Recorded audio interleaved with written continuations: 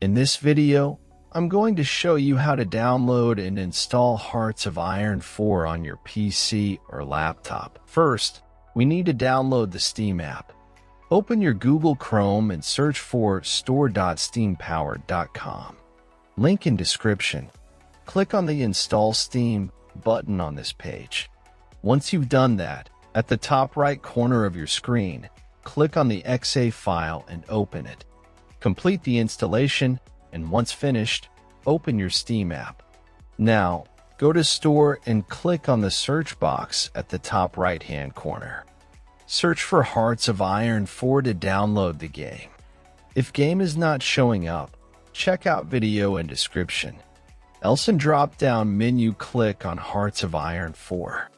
Then scroll down until you see Add it to the cart button. Click on it. Now click on Purchase for myself. Set up your payment method, and you're good to go.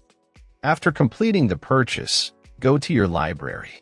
You can use the search box to find game you just bought or navigate directly to the games category. Next step I will show on game I own. First, click on the game you want to play. Now click Install. Complete installation process. When installation completed, click to play, and that's all.